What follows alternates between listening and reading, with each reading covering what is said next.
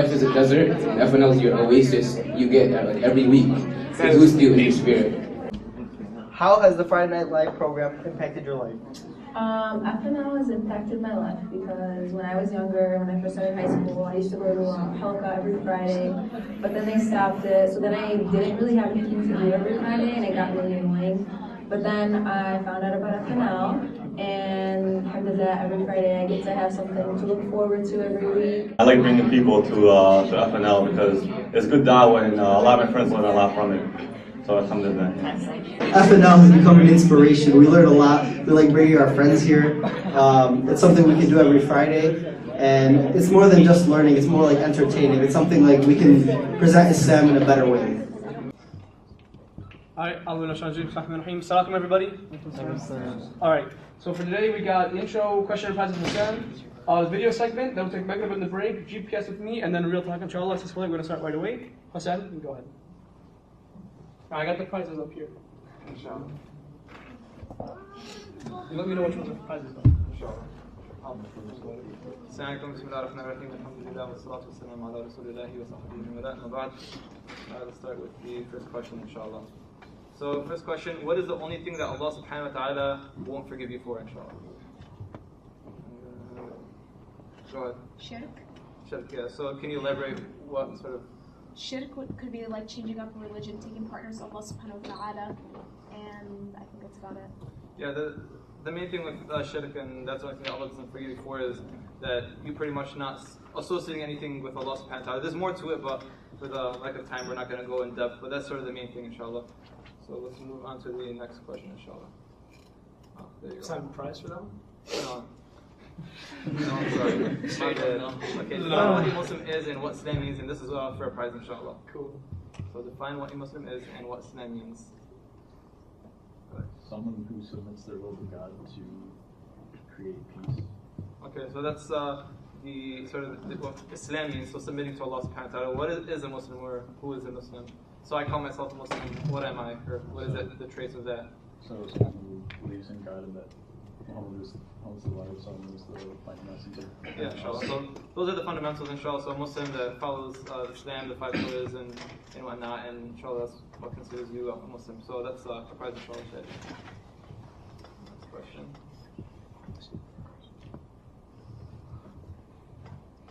Okay, is the Quran the exact words of Allah subhanahu wa ta'ala, and how was it revealed? Alright, go ahead, Jamal. Yes, it is, and it was revealed to Sayyidina Muhammad by Angel Jibreel. Allah told it to Angel Jibreel, and Angel Jibreel told it to Sayyidina Muhammad. Okay, Jazakallah, thank you, Jamal. So pretty much the Quran is the exact words of Allah subhanahu wa ta'ala, which was revealed through Angel Gabriel to the Prophet Muhammad. Now the next question is going to be for a prize, inshallah. So how long is a kangaroo baby when it was born? That's sort of a weird question, but I found it really interesting because I was watching a video when I was on Facebook and I saw it and it was really weird. So how long is a kangaroo baby when it's first born? Hey, one of the girls. Yeah, it's for a prize? Yeah, this is for a prize. It's sort of weird, but like, keep your phone in your pockets. You guys want to at least like guess? Give it a guess? 5. Oh no, that's like way off. That's like an adult. 11 inches. No, 20 months. Oh, months? No. How long is a kangaroo, like in size? How long? I'll make it easy. It's an 1 foot. No, like less. Like less? Yeah, way less. Don't you want 9 inches. It's in inches though. 6 inches. 9. No. 7. 3. Okay, so the closest person that said 3, it's actually 1 inch. Like when you go home, go on YouTube, search baby kangaroo birth. It's like they like pretty much come out like 1 inch, and they go inside like the pocket of the mom, that little pocket thing, and then they go inside it and they stay there for like I forgot how many months, and they pretty much stay inside until like they grow to a size where they can like walk around and whatnot. So it's pretty cool. So that's I guess I can say a miracle from Allah subhanahu wa ta'ala. So Shadi, that goes to the sister that said 3 inches, but the actual answer was 1. That was the closest. So 1 inch long. Alright. How much of Earth's surface is covered by water? And vice versa. 70. Go ahead. 3/4. Yeah, so more specific by percentage. 75. 70, yes, around 70% of Earth is water, and the rest is land. So it's sort of weird we think about, you know, how the world's so big and we have so much land and whatnot, and in reality, water covers it so much, and people are actually always complaining about how much we are actually in drought of water, subhanAllah. So 70%. Nice, and I believe that is it, and we're at the video segment with Tuka, inshallah.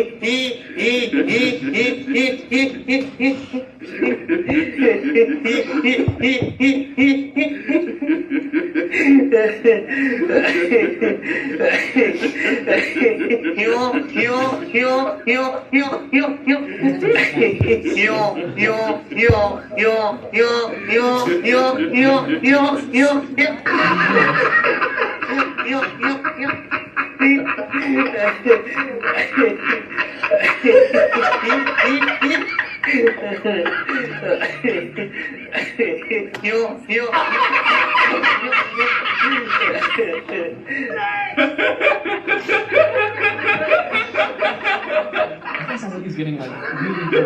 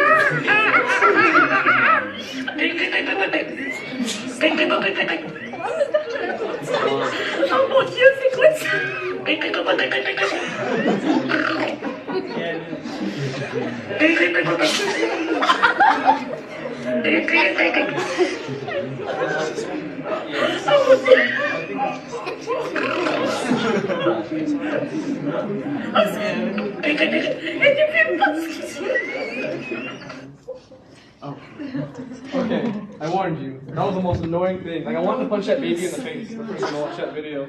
I'm just kidding, I would do that. Unless I got really. But listen, so I have no idea why they want to show that to you, because she's not here yet. But I'm going to assume one time someone asked him, like, what's the best good deeds that I can do? And like, he was asked that question a lot. I was given a different answer because there's a lot of really high quality good deeds in Islam. The one that I can think of, like this is the only Islamic connection I can make at least to this, is that one of the best good deeds you can do in Islam is spreading happiness, like making people alive. You know Ahmed's really lame jokes? I'll give you an example. He went to Turkey for his honeymoon or something. And literally for like 2 years, when he came back, he was like, hey, I learned Turkish. And I'm like, really? Like, he's like, yeah, give me like a simple phrase and I'll say it. I'm like, okay, say hello. He's like, gobble, gobble, gobble. He literally used that joke to like 100 people every single day for like a year. And like I learned when he came back just like last week, the reason why I kept using it is because people kept smiling, so he kept using it. Because the best thing you can do is like, no matter what you can do to make other people happy, use it. Tuka, why the heck did you show us this video? I just pulled like the best like thing ever out of it, but I don't know how to like. What was the point? The point was, well, did anyone laugh? Yeah, everyone laughed.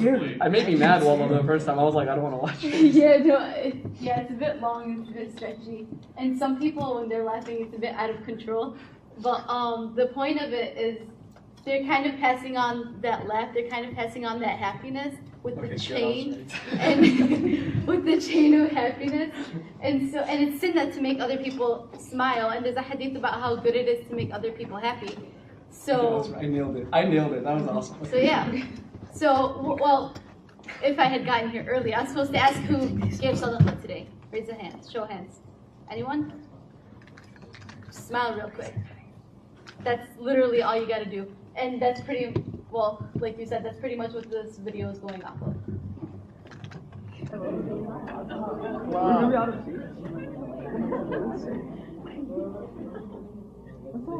That's awesome. We're on a seat. Alright, أعوذ بالله من الشيطان الرجيم بسم الله الرحمن الرحيم ربي اشرح لي صدري ويسر لي أمري واحلل عقدة من لساني يفقهوا قولي. So this is just going to be like inshallah 10 minutes long. So what we talked about last week was we're going to go through probably some of the most crucial parts of Quran the next couple of weeks and talk about exactly like what does God ask from us in the Quran. Like what's the least that I have to do as a slave of Allah to basically like make the Jannah, for Allah to be happy with me. What is the message of Quran summarized? That's what we're going to like pick a couple passages from Quran and talk about this big subject kind of all in one. The first surah I want to start with, Surah Al-Asr, is I think I counted 14 words long. 3 ayahs, very, very short surah. Surah number 103.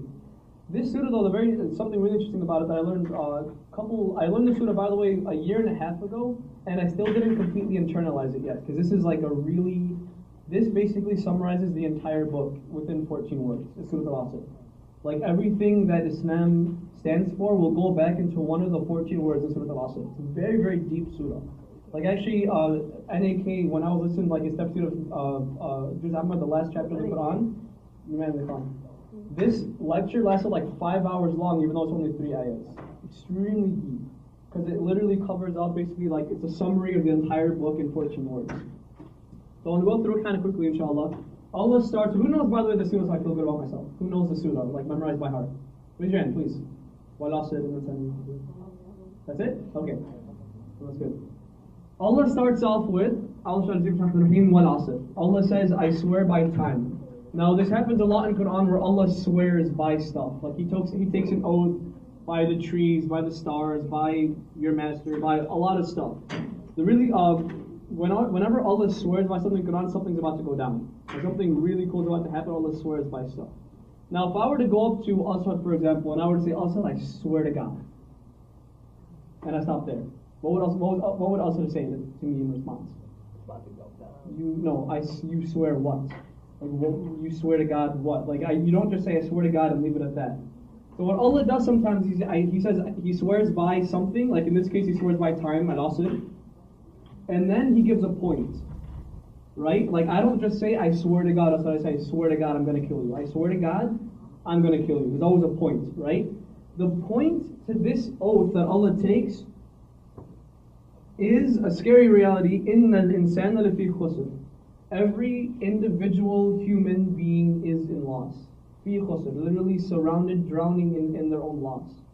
And note, Allah didn't say an-nas. If he said nas, it'd be everyone together is basically, by the way, this is basically saying that everyone is failing. You know, like in school you have like A, B, C, D, and then F is failing? Allah is saying basically every last human being, not even nas. If he said nas, it'd be every, like you people as a whole.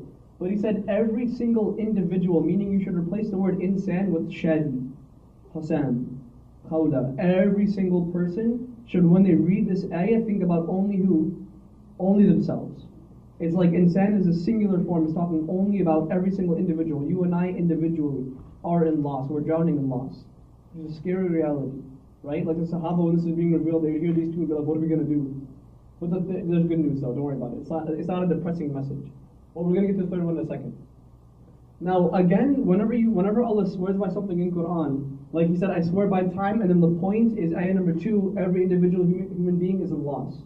Now, what's really cool about Quran when he makes an oath is the thing he swore by, which is in this case time, is evidence to the point. Does that make sense? The thing he swore by, which is time, is evidence to the point he's trying to make. Now let's make sense of this. Allah says the point is, again, every human being is drowning in loss. Everyone is lost. Everyone's failing. And the evidence to that reality is what? Is time. The way people are using their time is evidence of the fact that they are drowning in loss. Meaning the way that we're spending our time is making us losers. Like subhanAllah, Asad and I can definitely testify to this, that like almost every friend that we had after high school, whenever they finished senior year, they look back and like, man, I was such a tool back in high school. Like I can't believe I spent my time like this. Actually, one of my class valedictorians, like this girl came up on stage and said when I came to high school, all I wanted to do was be popular. That was my goal in high school. And I realized how stupid that was when I became a senior. Or when I graduated, that was such a stupid goal to have. It's like people, subhanAllah, even look at your life right now. You're not even on your deathbed, but if you look back on the 15 or 16 or 14 or whatever, how many years you lived, you look back and you regret, like, man, I could have done so much better. And subhanAllah, like if you think about it, if someone were to ask you, what's the proof that I'm in loss, like the surah is saying, the proof is that true loss is losing something that you can never get back. Like I can lose my wallet, but I can work for my money again. You know, I can get it back. I can lose points on a college class and do extra credit and get it back. You know, I can lose my health and most of the time I can get it back. Like the body recovers itself, right? But time is something, whether you're rich, you're poor, you're healthy, you're fat, you're skinny, you're whatever you are. When you lose, when I passed 10 a.m. this morning, I'm never going to get 10 a.m. again. No matter how much money I have in the world, I'm never going to get 10 a.m. Like that second that just passed, I'm never going to get that again. The past 20 years, however I spent my life, I can never go back and redo things. I'll never get that time ever again. When I'm done with my time, I'm done. That's it. Right? And subhanAllah, so many times, like, you don't have to look in history, just look at the people around you. I have to always check the comments before I talk about certain things. Anyway, I know an old lady, a couple old people actually most old people in my life are like this. They spend their life just trying to feel good, like, you know, like empty desire type stuff, like drinking and smoking and clubbing and all that stuff, right? Like back in the day. And subhanAllah, now they're all, like the youngest one I know is like 60 years old, and they all regret absolutely every decision they've ever made, right? Like, they look back at like how they spent their time, like, I'm such a loser. Like, and now, like, they can't even, like, one of them can't even walk anymore. She can't, like, go to the bathroom by herself. Like, people have to go and lift her on the toilet, and, you know, she's like, I'm such a bother to everyone because of how I spent my time. Like, I destroyed myself at the time that I, you know. You ever heard the expression father time before? Never? Father time. The expression father time. And basically, like, I want you to imagine that time is a man, like a very old man. Now, if there was an old man that actually, like, saw every, like, time, if time was a man, he saw a lot of people. A whole lot of people, right? The billions that ever, like, were alive since human history began, right? Think about the experience this guy has with people. If you were to ask him, how did we do so far, like, as a human race? Like, how do you think we did? What do you think he would tell you in response? Did we did good or bad? Very bad. There's so many, like points in history where there was a huge empire, Egyptian empire, British empire, you know, like when the Chinese were ruling the world, there was always, like, at every given point in history, right now it's America or Israel. That's like, there's like such a military power where, like, no one could touch them. But there was always Americas back in the day. The British Empire used to be the America, like, less than 100 years ago. You know what I mean by, like, the expression in America back in the day? Back in the day, Pharaoh was there. Egypt was the America of back 3,000 years ago. There's always a huge empire. And this empire always made them some mistake, like every single nation had something they were doing wrong that Allah destroyed them for it. Like one of them was like they were really unjust in the way they did business, and another one was like completely lewd and like sex was basically their identity, and Allah destroyed them after He sent them a messenger. So time called Lut. So time saw all these people, and he's like, man, these people they know what's right. And they always make the same exact mistake over and over and over and over again, and they still don't get it. And we're making the same mistake now. Like, man, these people are so lost. Time is literally a witness that every human being is lost, right? Now, subhanAllah, one thing I learned by studying Islam, especially the Prophet's story, something you'll learn over and over again, it's such a crazy reality. Human beings have always been the same. Teenagers have always been annoying. Old men have always been grumpy. Everyone's always been just caring about themselves, getting more and more material until they die. That's never changed. The only thing that's changed with humans is technology they use. Back then it was horses, now it's cars. That's the only thing. But in respect to human beings as human beings, they never really changed. You ever heard like your friends say like, oh, you got like my family was gay, but you guys are my real family? I hate when people say that. But it's something that we say, like teenagers in America, they say like, you know, I said it at one point where like my family isn't really my family, like my friend is my real family. You know what I mean? Like how teens say like that really stupid stuff to their parents or whatever. You think it's just an American thing? That's something back in Egypt 3,000 years ago too. Teens were saying the same exact thing. You know, guys still couldn't lower their gaze. Girls still wanted to look good in public. Old men still wanted to get more and more money and like have more and more kids. Human beings as a whole never change. It's just the technology that changed. It's the means of doing things that changed. You know? And time's a witness to the fact that they never got it. They never took what was right and actually did it until it was too late. So time is a witness to us, and he realizes that human beings as a whole are so lost. Okay. Now so far, this is kind of a depressing scenario a little bit, right? But what Allah does is, Quran is not meant to send a message to depress people. So I want to give you the 4 qualities people have to be or to reach to not be in loss. By the way, the word for loss here, I have to mention because I don't want you to think Quran is depressing. The word loss here is khusr. The 3 words Allah uses that sound like khusr in Quran are khusr, khusran, and khasara. And for those who don't care to learn Arabic, it doesn't matter, just listen to this real closely. Out of these 3, khusr is the one being used here, right? Do you think it's the deepest, the most dangerous form of loss, or the lightest form of loss? What do you think? Do you think it's like the most loss or the least loss? It's the least. It's the least. Because while this is negative reinforcement by Allah because you're failing, and you know how when a student's failing, the teacher kind of snaps? You need to try harder or you're going to fail. They were nice at first, but then he kind of cuts the crap and really gets down to business. You know what I mean? This is Allah getting down to business. You guys are failing, but He uses the light loss, meaning you're failing, but there's still a lot of hope left. It's not khusran. It's not like you're done. So we don't have the right to read this ayat and be like, all right, if we're lost anyway, might as well just give up. We're not allowed to say that by the word Allah chose. The words Allah chose are always so perfect. But anyway, I want to go into the 4 conditions. I want to kind of present them like a story. For those of you who heard me say this before, I'm sorry, but it's a good reminder. This one is amazing. I'm sorry, some of you are smiling at me. I'm sorry. Except those who do 4 things. So every human being is lost, and time is a witness of that, except if you do these 4 things, and they are not, by the way, they're very easy 4 things. Anyone can achieve these 4 things, put a little bit of effort in their life. But here are those 4 things. Actually, I'm going to tell you a story. You'll see the 4th thing. I want you to imagine 2 things. You're drowning. Remember, fi khusr, you're drowning in loss. Number 1, you're drowning, you're underwater. And number 2, you're unconscious. So you're asleep and you're drowning. What's the first thing you have to do to survive? Maybe a really bad day. What's the first thing you have to do? You have to wake up. The first thing you have to do to hopefully survive is you have to wake up. Now let's say you were having a really nice dream, like in those car commercials, you're driving the convertible and you're going down the mountain, you're going up to your mansion, and then you're having this amazing dream, and then you wake up. And you're like, man, this sucks. I'm drowning. Now I was having such a nice dream. I'm going to go back to sleep. Does that guy have, he's obviously going to die, this guy, right? He saw the reality and didn't want to face it and went back to sleep. Who's the only person that can be blamed for him dying? Is himself, right? But the responsible thing to do, of course, is to wake up, know that this is the reality, and act on it. So the first step is you have to believe.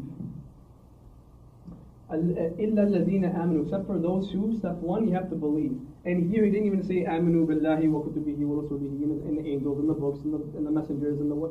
None of that stuff.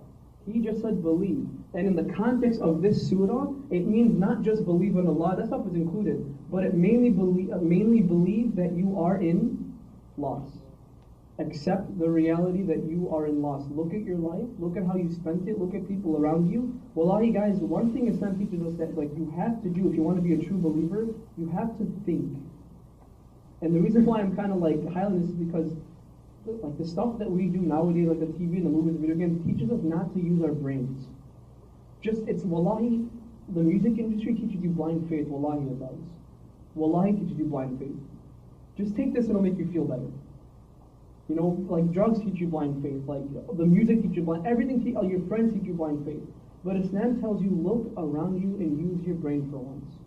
I want you, next time you walk through Sandburg or Andrew or Oak Forest or whatever high school or college you go to or middle school, whatever, look around you, look at the people kissing like outside their lockers, right in front of yours, of course, because it's always right outside of yours, right?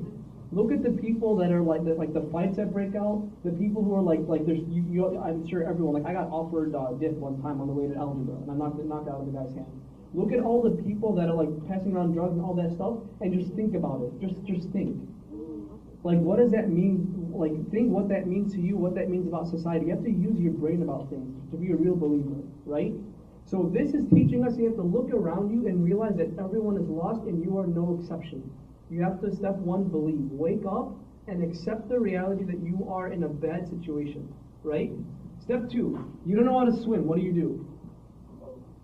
Do whatever you can to float, right? Like if you ever like, alhamdulillah, I learned like the hard way how to swim. I just jumped in the deep end and just like kind of figured it out, right? So, throw you like that phrase, like throw you in the deep end and you'll learn by yourself, right? So what happens, like you're drowning, and you're gonna learn that like doing certain actions will make you go down, and certain actions will make you go up. So which ones do you obviously do? The ones that make you go up, and then you go up and you breathe that first breath of fresh air. So the second step after believing is you can't just believe. Like I can't say just I believe in God and leave it at that. Not as a Muslim. The second step is do the few good deeds. Amilu salihat. Salihat literally by its linguistics means the few things, literally Allah's like, it's as if he's patronizing us, like the few things I ask you to do. He has to do like 5 things and stay away from 10 major things. It's not hard.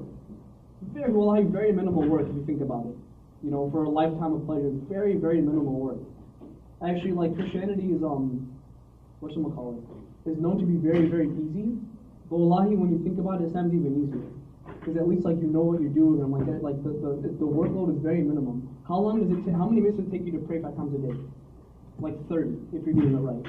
You know, and that's just fun, like not including sunnah and everything, just like 30. You know, you ask to fast 1 month out of the year, and that month maybe in winter, which means you're fasting till 4 o'clock, just wake up and you can eat for most of us. You know, and once in your lifetime, go to Hajj if you can afford it. Give zakat if you can afford it. So many of them have ifs on them. Like do this if you have money or if you have the health. It's such little that Allah asks us to do, but it's those things that'll make us be able to breathe a breath of fresh air, right?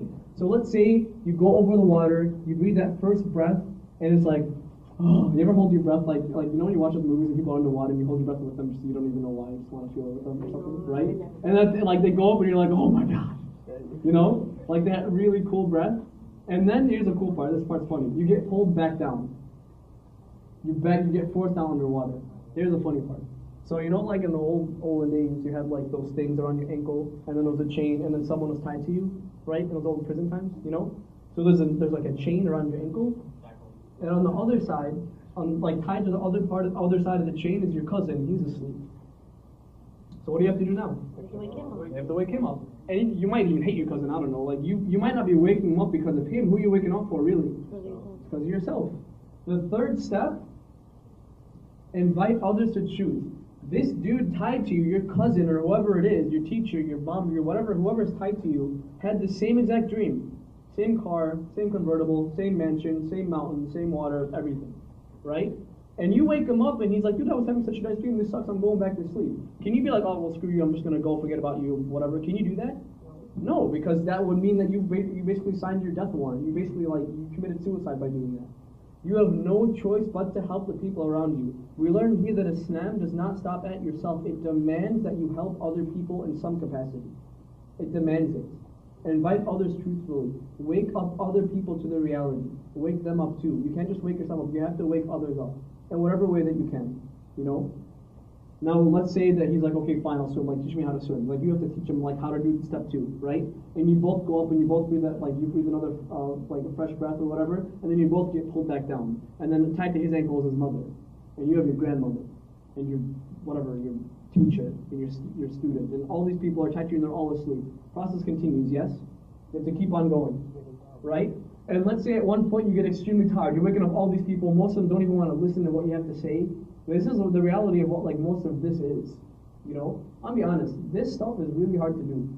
Standing up here is very hard to do. Wallahi, most of the time, like I taught kids for like 2-3 years. High school I started like when I was like 2 years ago, like at Sandberg or whatever. High school is a really tough audience. You know, and really the name of the game is to come up here, try your best, and hope that something sticks.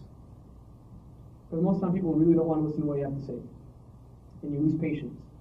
And no one's listening to this. It's so obvious. Look at these ayat, look at these miracles, blah, blah, blah. And they're so blind to this, you know? And you get so tired. Let's say that you were doing this process for 10 years straight. And at the end, you give up. What happens to you? You die. So Allah adds the fourth and last condition. Invite others with patience. Stay patient with it.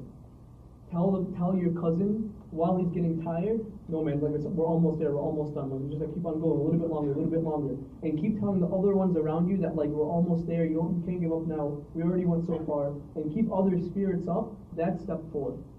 Now, if you skip any of these steps, what happens to you? You drown. This is a snap. This is basically the summary of the entire book in 14 words. Arabic, it's not English. No comment. This is a summary of the entire book, the entire message Allah wants to give to human beings in these short words. These are the 4 things you have to do to survive. What I want to do, I want to end here because I don't want to kill real talk sounds for the show. What I want to do, inshallah, these 4 things, each and every one of them have their own beautiful discussion. Eventually what I want to do is take each one and talk about what does it mean to believe? What do we believe in? Well, I'm really excited to talk to you guys about how Quran talks about belief in God. Such an interesting topic, wallahi. So beautiful how Quran talks about how do we know God's there. It's really, really cool.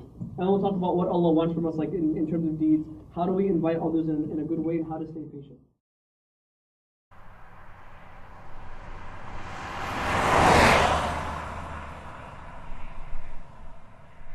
Listen, it's very simple. Anything that kills you in Islam is bad. It's haram. It's forbidden for a reason. Like in high school, one of the things that, for me personally that really got me closer to understand why Islam is the truth is understanding that when Allah makes something haram, it's because it's very, very bad for you. Dating is very, very bad for you. You know, dating is very popular nowadays. Guess what? Divorce is over 50% too nowadays. There's a reason for that. Because the way that people form relationships nowadays, just because it's popular doesn't mean it's good. It's very, very unhealthy. Dating is unhealthy. Smoking is extremely unhealthy. Like you're gonna see the repercussions. You won't be able to run with your kids. Is that something you won't be able to smell your grandson's head? Isn't that like a big deal to you? Like how come you're gonna? Islam is all about looking to the future and like not sacrificing the present for the future. You're gonna have fun with your friends, maybe. Honestly, from my ear sounds like very boring, sitting in the basement in some girl's basement smoking. I think it sounds boring. But you're gonna sacrifice that because you don't want to look lame in front of your friends, and you're not gonna be able to smell your grandson's head when he's born later on. Like that's not worth it. If you guys want to add anything, go ahead. Yeah, people say that like marijuana is a gateway drug, but I think argile is the gateway to a lot of haram.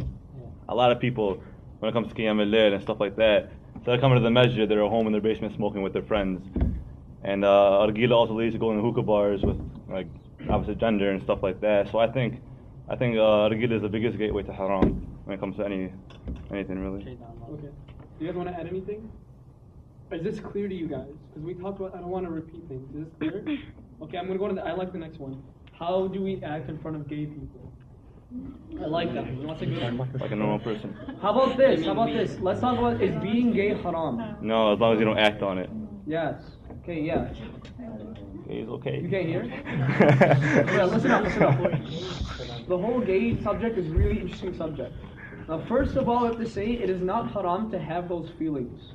Feelings are never bad in Islam. Like those feelings, actually the way Allah talks about actually Quran is very silent on gay feelings, like having homosexual tendencies, Quran is silent about it because it's not good and it's not bad. It's just as equal as like a guy liking a girl liking a guy.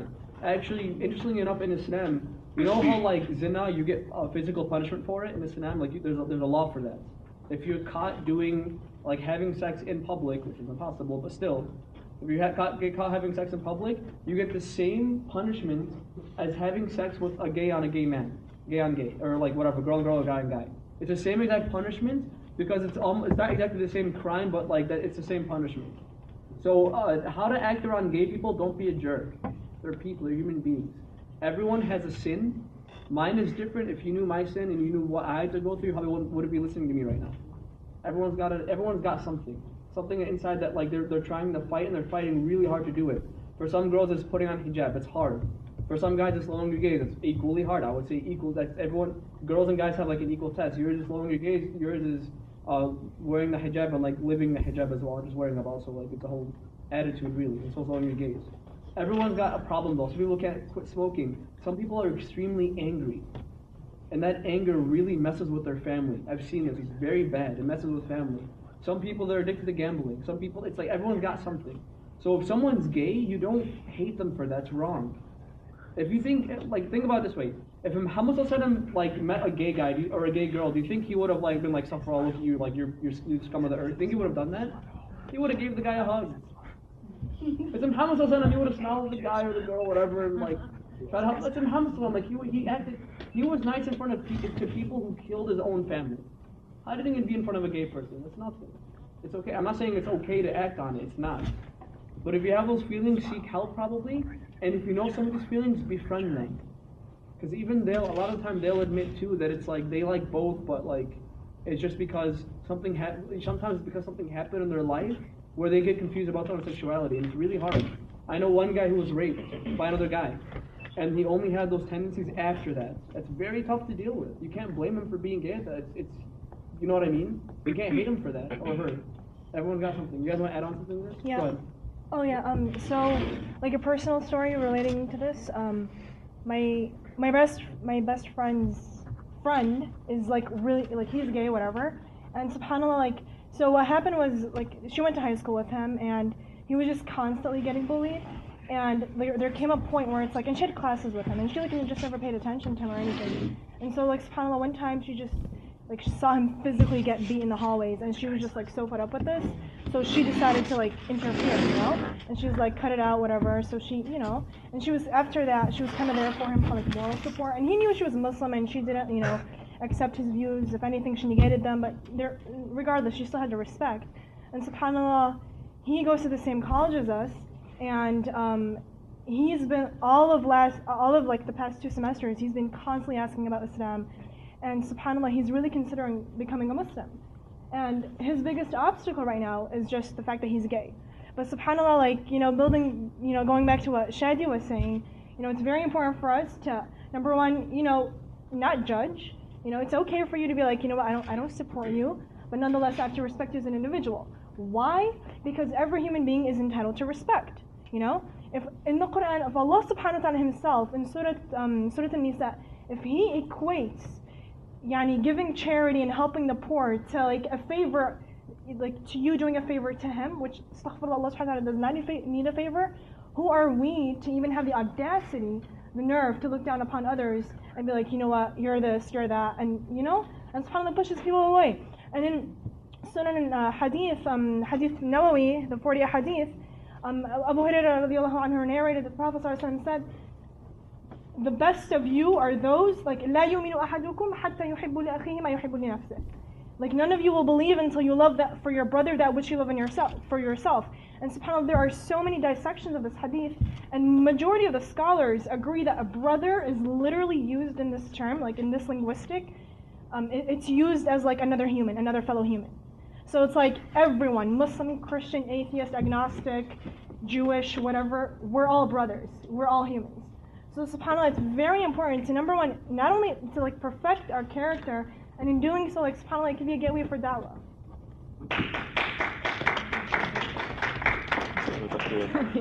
That was awesome. That was good.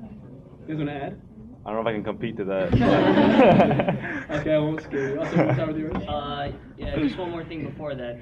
You know how we're talking about like prejudice to gay people and stuff, and actually we do know in science now, because I actually took a biology class, and I actually got like conclusive evidence now that there is like a type of, it's not a gay gene, but so you guys know when we're all born, we're all XX chromosomes, right? So technically we're all females first. I guess you guys are better or something. And then if it turns to a Y, then you actually become a male. And so when that happens, when that X turns to a Y, there is like some type of gene in there inside the DNA that doesn't register it. So it still likes, the opposite gender. So we actually do know there is, and when that happened, I asked the teacher, I was like, so like all these things about gay marriage and all this stuff, I was like, how would in Christianity, how would they justify that? And he's like, he wasn't Christian, he was an atheist, and he was like, to be honest, they really can't, because it's not the people's fault. And when you look at that, it's not just for gay people. Because if you look, Allah created us all equal, right?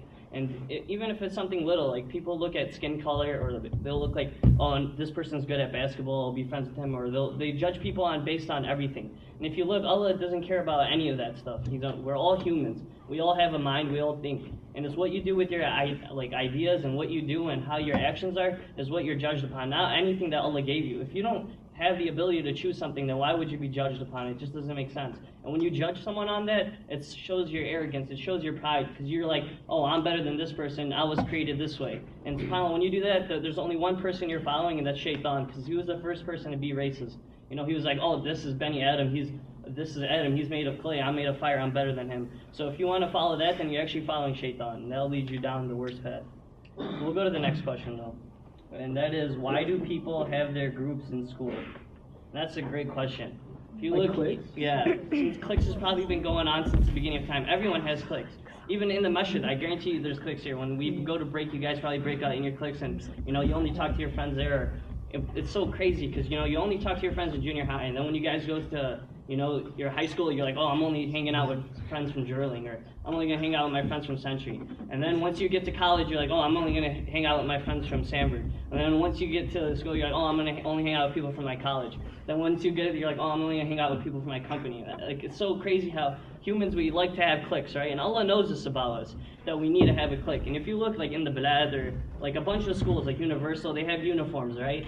Everyone has to wear the same thing. But if you go to Sandberg, you guys wear uniforms too. If you guys go to Andrew, you guys are all wearing uniforms. If you look, all these skater kids are dressed the same exact way. All the football kids, all the preps, all the, the GOTS or whatever, everyone is dressed the same way. And it's like, wait, you guys have the ability to choose how you want to dress, and you guys are all going to dress the same way? It's like you guys are just as much a slave as those people. Actually, those people are more free because they have to, and you guys are all choosing to be the same. And the only thing that makes you unique is when you realize, La ilaha illallah, and you follow Allah. Because once you're a slave to Allah, you're not a slave to anything else. Right? You're not a slave to drugs or being cool or all this stuff. Then you're actually really free. Then you're unique. You don't care what anyone thinks. You don't care what brand you're wearing. You don't care about literally anything. It doesn't matter what anyone thinks about you. Because you know why? Because all you care about is what Allah thinks of you. It doesn't matter if you wear a hijab. It doesn't matter, if you wear a mustache at a Walmart. You don't care what people think.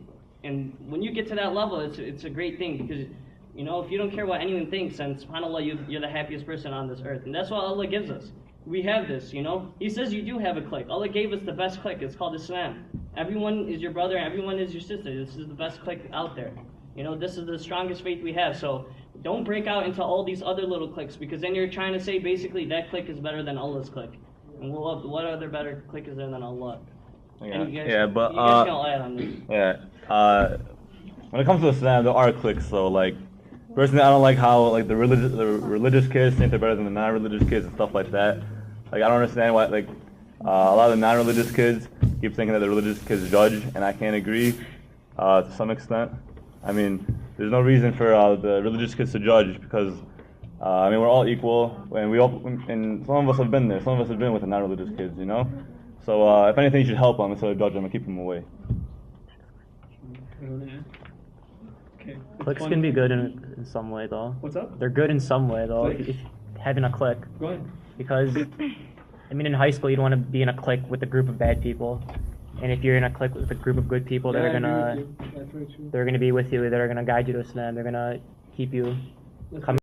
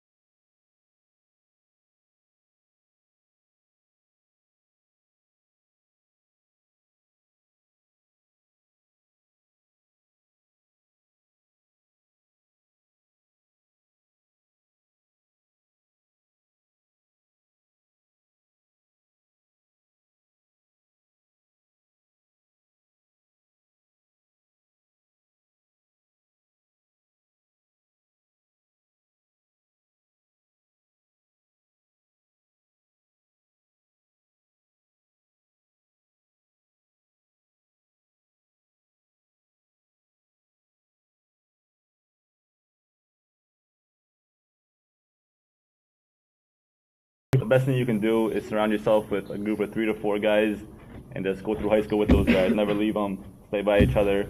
Just keep lifting each other up. If you're a girl, make that 3 to 4 girls. No, it's yeah, no, that's. Well, I didn't mean guys. As whatever. Okay. I had in Sandburg. Listen, in Human Sandburg, we had like MSA meetings every week in Sandburg, and you had one time a guy and a girl meet during the like they came to MSA meeting like every single week, and one week they met under the stairs right under this and made out. On the MSA meeting? I heard a lot. Of the MSA meeting? Yeah, under the literally under like we're on the 2nd floor. It's like the mezzanine or whatever, like under us. It's hilarious. I thought it was funny. I didn't find out till after. I'm like, that's good planning. How'd you find it? I had to give that. That was smart. That was smart. That was good. You have to appreciate smart planning. Can I? Shaitan's smart. That's what's smart. Shaitan's smart. Can I just add on to the whole? Wait, Shadi, can I just add on? Yeah. Adding on to the whole friendship thing. There's a hadith where it's like a good friend to you is like someone who's like is like musk. Like when you're with them, you either smell good or like you adopt the same smell as them, or like least thing possible. It's like you leave smelling good. Whereas like the bad friend is like a blacksmith, or it's like you either become a blacksmith or you leave smelling like a blacksmith. So yeah, it's just like an analogy. It's just like your friends have effect. Okay, can I go to the next one? No. No, not yet. We have more. We have more to say. I'm hoping a girl wrote this one. Is it haram to do cheerleading? That's a good question. Oh, you know. But regardless, we can talk about it. Should we say Is it universal or unclear? Should we save it? You guys want to talk about it or should we save it? Save it. Save it for what? Wait, save it for what? You guys don't like Till the girl comes. The girl who asked. Oh, she's not here? Okay. That's like a fic thing. I'm allergic to it. Yeah, I know. We shouldn't. Okay, if you would like to, listen, it's a good question. Wallahi, awesome question. If you would like to assist someone of the opposite sex Islamically, like you see someone that like for example a girl that doesn't wear hijab, you want to tell her she should wear hijab, or like assist her or him in a way that's like purely Islamic, like tell them to pray 5 times a day or something. Muslim or non-Muslim? How do you approach a situation? I don't think it matters. It's just about the opposite. Okay. What do you guys think? Like how would you go about the situation in a good way? Like someone needs help. Or in a case of like da'wah, or in a case of telling you about the hijab? Da'wah. Islamically, da'wah, yeah. Okay. Yeah, I guess. Yeah. Well, I think it's important to, I mean, if you are gonna talk to the opposite gender, it's important. Like you gotta know your limits. You shouldn't be talking to them in a flirty way. You should be talking to them in an Islamic way, talking about Islam. Keep it there. And you should also have like your sister, or your sister helping that person, or your brother helping that girl, or something like that, just to keep it safe, you know. Yeah. I had like 2 kids in high school where like it started off. Come on. Don't stick. I don't understand. I can't read that book. Use a marker. What does it say? Hey, it's Sunnah to smile. Everybody say. I had a guy and a girl. Listen, a guy and a girl who like it started off where they were collaborating for MSA, and then it turned into something else. By the end of the year, actually by the end of the week. Hormones are fast nowadays. They work pretty fast. But yeah, no, that's how it works. Is that like when you're not careful with opposite gender and you're by them and even if you're helping them Islamically, you got to be very careful. I'm not saying it's bad. You should help them when you can, but you have to be careful and like set those boundaries on yourself. You know what the beautiful thing about being a slave of Allah is that Allah doesn't really force you to do anything. It's not like He's gonna send some big angel to like hold you, be like pray. And like do it for the door. That's not how it works. If you don't pray, you don't pray. It's your choice. But the beautiful thing, or like for the guy, I'll give you one example. The guys, you don't have to, you're not forced technically to not look at girls. You can look whatever you want. Technically you can. You have the freedom to do so. But what's beautiful in Islam is that you put that wall yourself. You put the cages up to your own prison. Remember, this world is a jail for the believer and Jannah for the disbeliever. But those jail walls, they're not there by themselves. You put them up. You put them up. So, I don't know. Can I say something? Go ahead. Well, if you don't want to put yourself in that situation that gets like more than that, so like, just have like another girl talk to them or something. Honestly, if you don't feel like you can handle it, I will do that. Yeah, I know one guy who refuses to put girls on his Facebook, which is technically, or on his Twitter, which is technically, he doesn't want to because he knows himself. I think that's awesome of him. That's a man right there. Seriously, like, he understands. that he can't handle it. Go ahead. Well, I was listening to this one lecture. Well, a lot of people nowadays think that it's haram to talk to girls. And Yeah, it's it's not, true. It's not true. It's not haram to talk to girls to an extent. Well, and it's not haram for girls to talk to Yeah, okay, we understand. Yeah. But, so, I was listening to this thing, and he's like, he gave this, like, whatever they call him, PPLM. He's like, if you wanted to talk to the opposite gender, what you do is first pee in public. You go in. I did it out. Edit that out. Edit that out.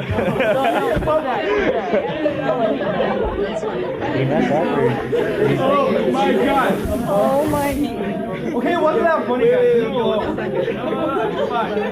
It was fun. Are you sure? Yeah.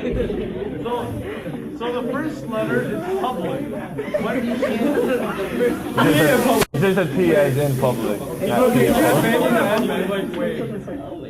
Okay, so public is like when you go to approach the opposite gender, you gotta be in public. Like there has to be people around you.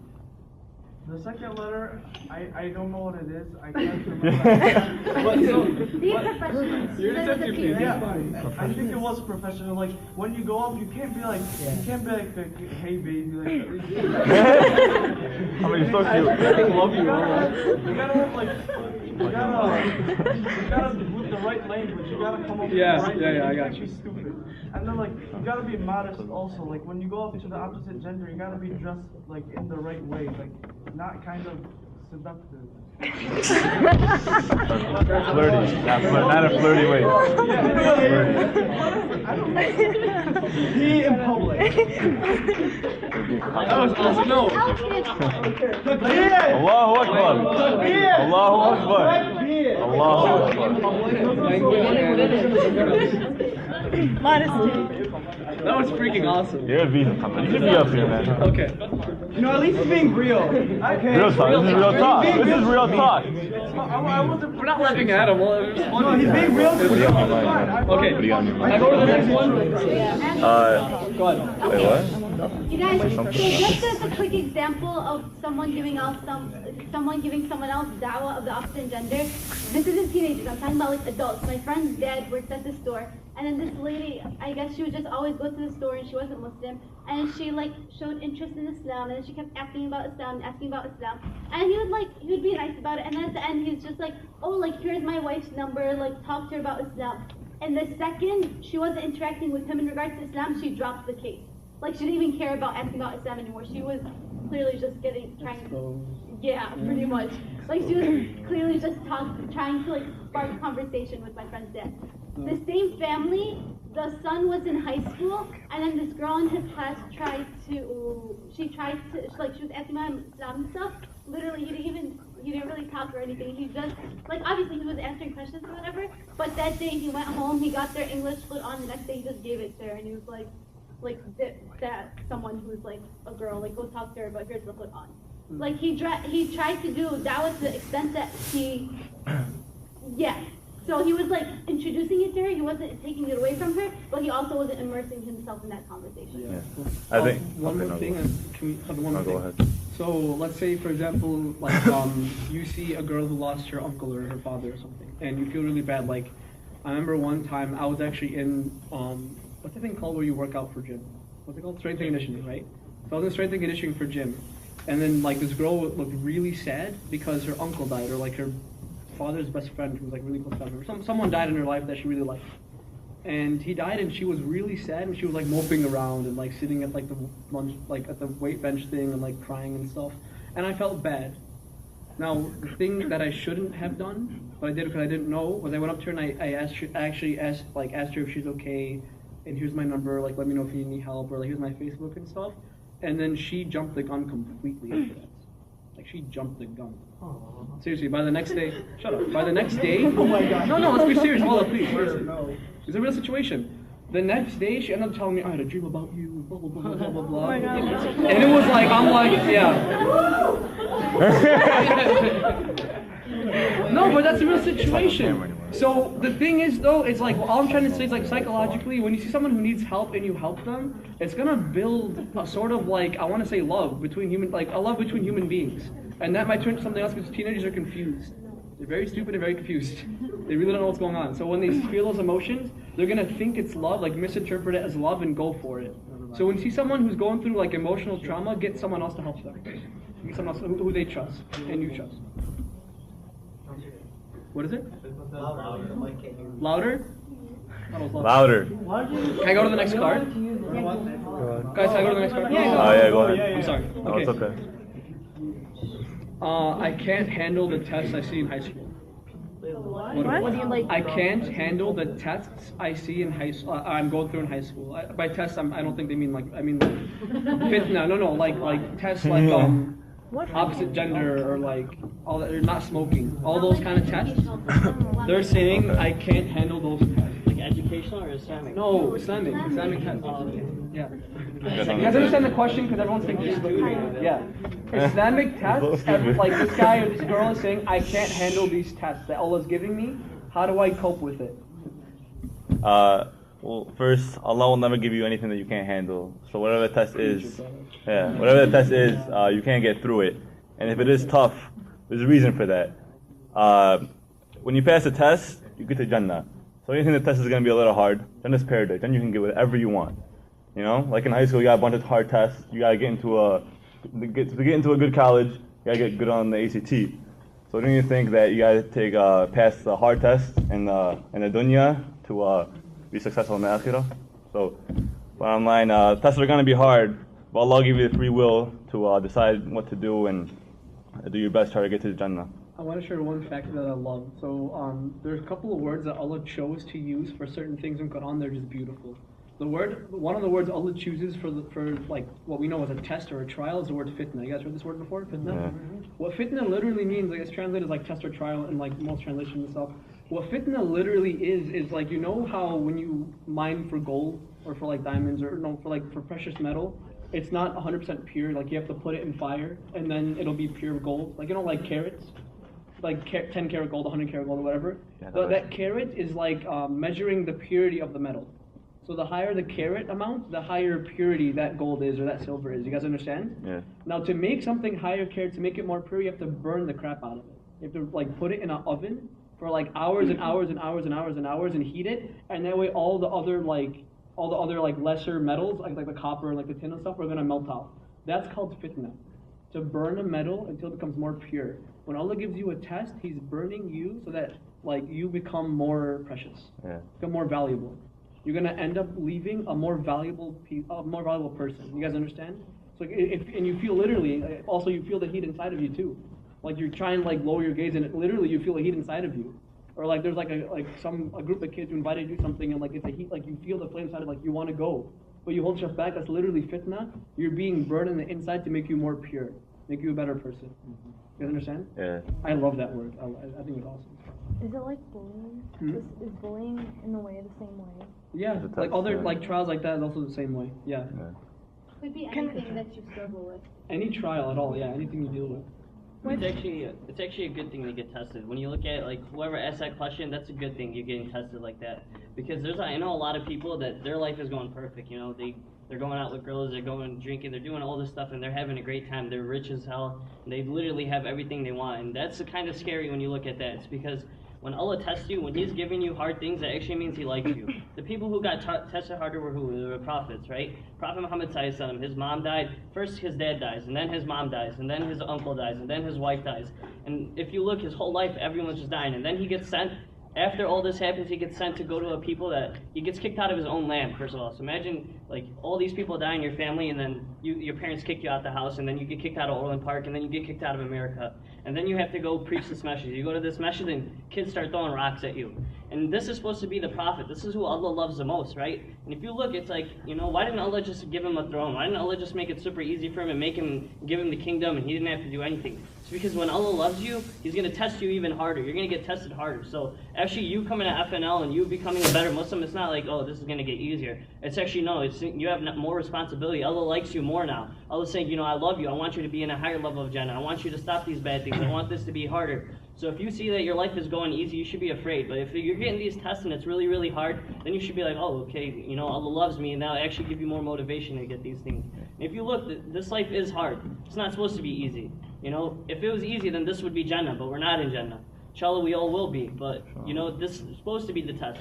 So if you are getting hard tests, make sure that you keep on striving, you keep working for it. Regardless, even if you're passing a couple tests, right? There might be things that, alhamdulillah, were never a fitna for you.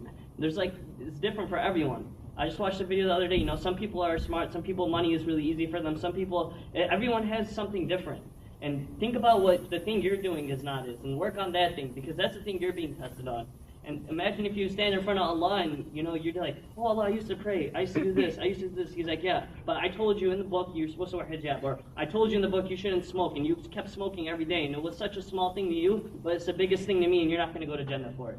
He's like, that, just because you made it belittled and you thought it was something small, that's the biggest thing that I hate. You know, that's the thing that Allah hates, is when you belittle something and you're like, oh, you know, I do this, I do this, I do this. No, you're supposed to be like, oh, I don't do this, I don't do this, I don't do this. I need to start doing this, I need to stop this. That's the way you should be thinking. It's all about your psychology.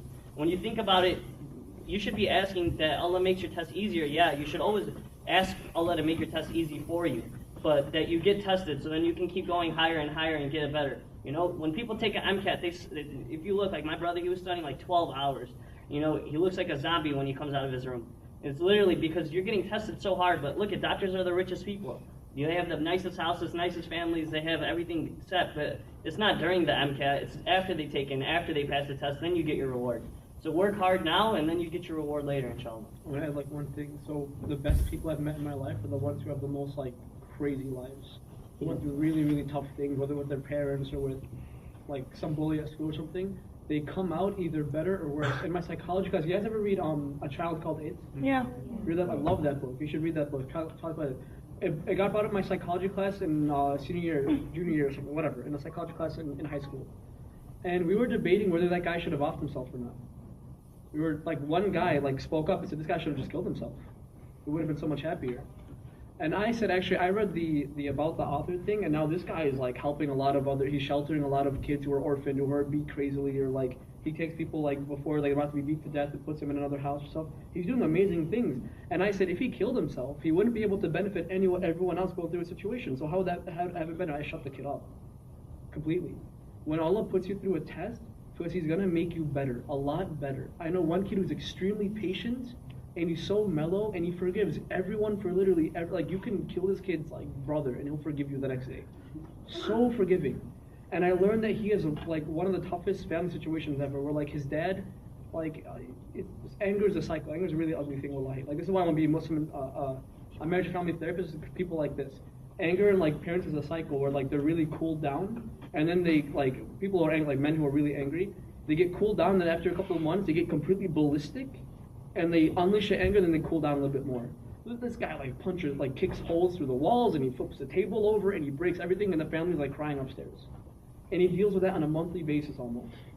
And he's so patient because of this. Life is 10% something and 90% something else. It is 10% what Allah gave you, and it is 90% how you react to it. It's 90% how you. That's what makes your life. Is how you react to the things Allah gave you. Does that make sense? Yes, Allah designed your life to be a certain way. But the way the person you choose to be is your choice. Allah did not force you to be impatient. That's your choice, not His choice. Does that make sense? And everything going through Allah give it for a reason. Come on, I'm sorry. Also another thing, I think it's also another way to help us in the future. For example, it'll make us build stronger. Like if you wanted something in life and then you really wanted it now, but you couldn't get it yet. Allah's just giving you a test right now. For example, patience. Or for example, not lying or stuff, you know what I mean? It just builds you stronger to get what you actually wanted. Yeah, it's very commendable, like the fact that like this person like recognizes his or her struggle, like that's really nice, because that just goes to show you that this person's already on the fitrah. Like the fact that you even have the ability to recognize that, oh, I'm about to stray, you know, let me seek help, let me seek guidance, you know. SubhanAllah, that in itself is like, that in itself is like a beauty, you know? Like, alhamdulillah, like Allah subhanahu wa ta'ala blessed you to that degree. And you know, back to the whole patience thing, like, and this life, it's not meant to not have desires. If anything, we're supposed to have desires, and Allah subhanahu wa ta'ala is going to constantly just throw desires at us. But the whole point of life and the whole purpose is to tame those desires. And in doing so, we build our own character. And what does that do? That establishes like a firm foundation where it's like no one can BS with you. No one can mess with you. You know, like you know yourself, and in finding yourself, you're establishing that connection with Allah subhanahu wa ta'ala. So to whoever this person is, you know, just like know that whatever desire you have right now, wallahi, like the outcome of you pursuing your desire and not like standing up for what Allah subhanahu wa ta'ala like decreed for you, it's not going to be worth it in the end, period. Because people were literally raw, like they will be toiling in damnation, and like that's for eternity. It's not worth it. Everything passes, everything comes and goes. Nothing's ever a constant but yourself. I agree with people who like completely submit themselves and like give up to Allah and really accept what they gave them. They become superheroes. Like you cannot touch these people. I don't know if you ever actually met stuff like Ahmad Mustafa. When I was a kid, I used to think this guy was like literally like a hero. Allah, he's amazing. It's like he has a really happy life and he's very strong and no one can really mess with him. He's so smart, he's intelligent. You know, he's got his life in place. I thought like I never seen anyone like that because everyone that like every person that TV tries to make your role model is like really messed up. Justin Bieber, Miley Cyrus, Lady Gaga, all these people. Like you see, they're so depressed to the point where this. Wallahi also said this other day. It made me want to cry during Ramadan. I teared up. Wallahi, most of these people literally want to be drugged up all the time because they hate being sober. They can't stand being sober. That's like how could you want that life, where you can't even handle your mind when you're sober? That you want to be drugged up all the time. That's so depressing. Everyone is a slave. I'm gonna end it with this. We have to stop right here. I'm sorry. Everyone is a slave of something. But the only way to be free in this life is to be a slave of Allah. That's the only way you'll be free. Everything else you'll be a slave and you'll feel the pain of it too. But the only way to be free is to be a slave of Allah. Like that's a true slave. And that's when you be free. That's what will be like literally a real man, a real woman, a real hero in life.